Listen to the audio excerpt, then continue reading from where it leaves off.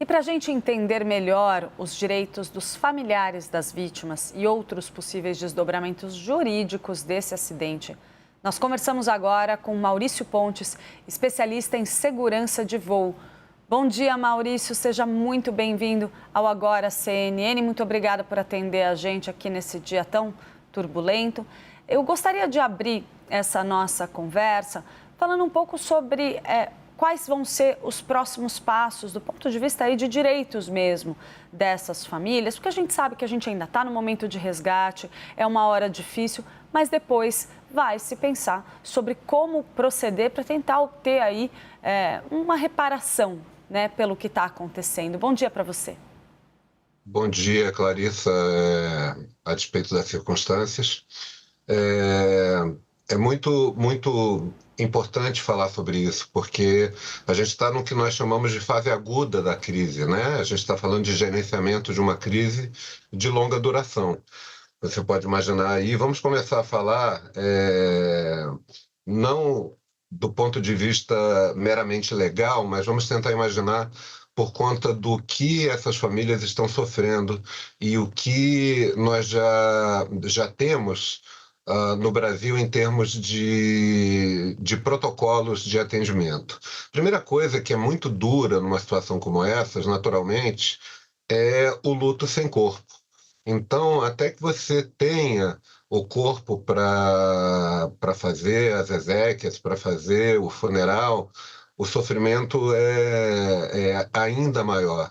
Então, nós temos a expectativa de um processo de identificação ah, lento, por conta das condições em que a aeronave se encontrava.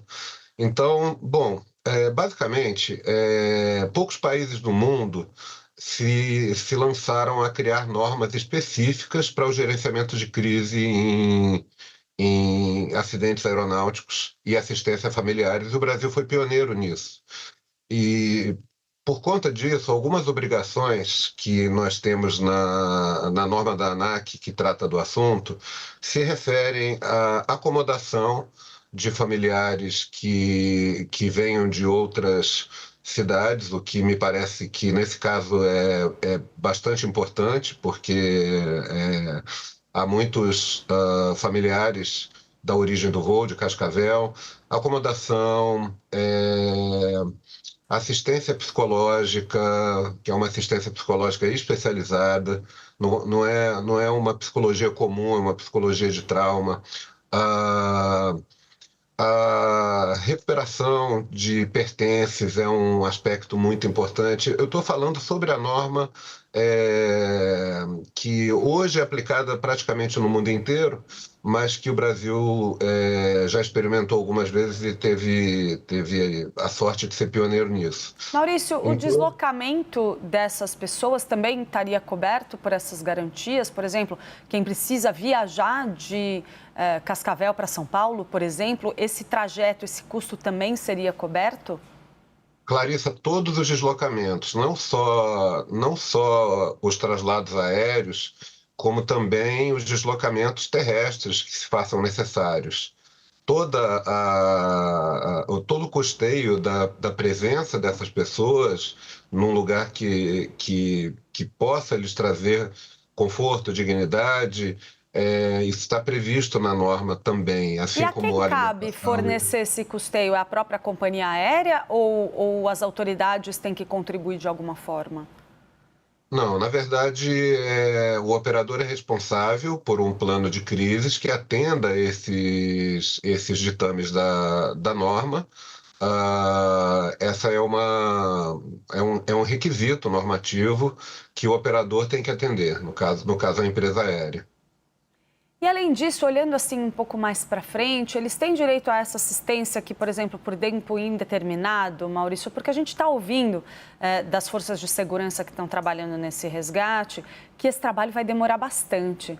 Há ali a expectativa de que isso perdure aí por mais algum tempo. Existe algum tipo de limite, algum tipo de prazo? Não. Por todo esse período em que há o reconhecimento dos corpos e a finalização desse processo de luto que você citou, Isso tudo, eles poderiam estar tranquilos, os familiares todos poderiam estar tranquilos que eles estariam totalmente cobertos nesse processo, né? É isso? Sim, na verdade também, aproveito para lembrar, as empresas costumam manter em seus quadros pessoas que são voluntárias para apoiar em situações como essas e são treinadas para esse tipo de acolhimento. Quanto à questão do prazo, é, na minha experiência e nos acidentes que eu fui gestor de crise, é, cada acidente ele segue determinados padrões, mas depois eles vão se diferenciando uns dos outros, então é muito imprevisível. A norma se refere ao encerramento da assistência, por exemplo, de permanência no local escolhido para a reunião dos familiares, até o funeral da vítima Tá. envolvida. Mas não necessariamente é isso que vai acontecer. Por exemplo,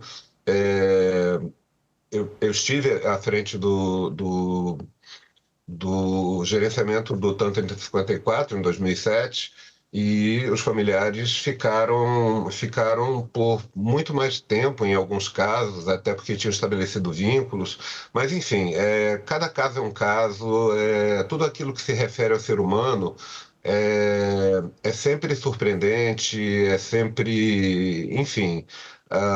E esse é que é o foco da companhia aérea, sempre, trazer o melhor nível de assistência, preservando a dignidade, a privacidade, e no momento em que aquela pessoa está em luto agudo, então ela está, evidentemente, num momento de transformação da sua vida e por isso ela necessita desses cuidados. Uma outra coisa que é prevista na norma, inclusive, é até mesmo a visita ao local do acidente, porque em muitos momentos isso pode trazer, por incrível que pareça, algum alento para explicar de alguma maneira, ressignificar esse luto.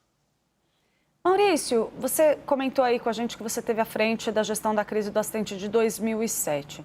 A gente estava falando de companhias aéreas maiores, aqui é uma companhia aérea menor. O tamanho do custo, a gente imagina, de um processo como esse é muito grande. Para uma empresa de menor porte, o impacto pode ser bastante intenso ali nas suas contas e até na sua saúde financeira, a gente imagina.